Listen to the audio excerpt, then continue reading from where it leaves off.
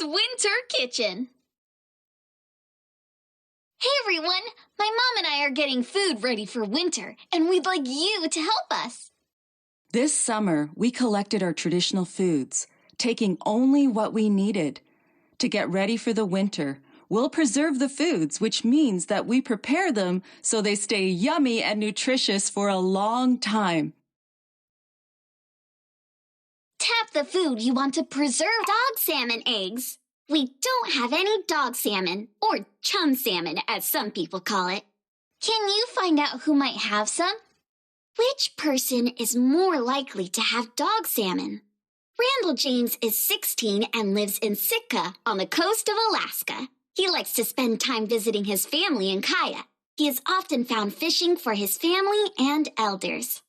Trini Mumford is 7 and used to live in Texas. She grows lots of vegetables in her garden and has won a gardening prize at the Alaska State Fair. Who do you think has dog salmon? That's right! My cousin Randall has the dog salmon we need. Since he is visiting from Sitka, I'll go ask for one and meet you back here. Masicho! Now that we have our dog salmon, we have everything we need to jar tish kahagu, which means dog salmon eggs in the Tlingit language. Tap to get started. My mom removed the eggs from the dog salmon for us. The eggs are held together by a thin layer of skin called a skein. We need to soak the dog salmon eggs in water to loosen them from the skein. First, place the eggs in the bowl. Next, turn the water on. We use cold water to keep the eggs firm. Look! The cold water hardens the eggs, almost freezing them, which changes their color. Yeah! We're ready to remove them from the skein. Pop the eggs into the bowl of fresh water. It's best to keep rinsing the eggs in water so they're clean. Akot A! All done!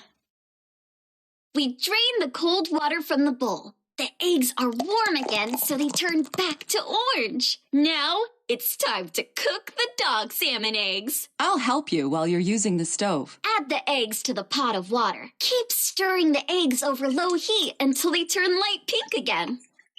Awesome! We drained the water. Now, let's add the dog salmon eggs to a jar. We use a big jar so we can share with our family and friends. Add fresh water. Add a little salt.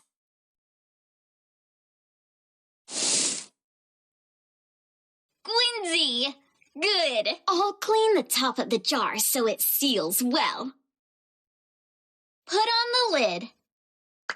And spin the lid to close it. Squinzy! Good! We're almost done! Put the jars in boiling water to tighten the lids and make sure no air comes in. This helps the dog salmon eggs stay fresh. Let's use some of the dog salmon eggs to make a stew for my family. We'll save the rest in jars for winter. Add the eggs to the hot water. Stir them while they cook. Oh, cool! Next, we need to add some usk or black seaweed to the stew. Randall brought some from his home. Stir a bit more until the seaweed fluffs up.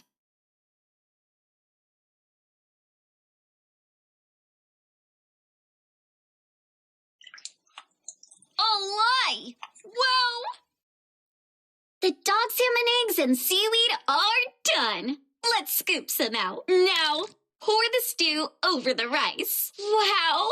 This looks so yummy!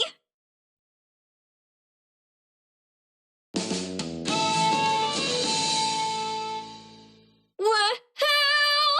We made dog salmon eggs to save for winter. And Randall is here to take a jar back home.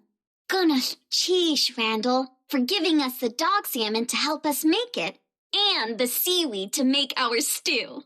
Sharing is a value held by many Indigenous people and has helped us for thousands of years.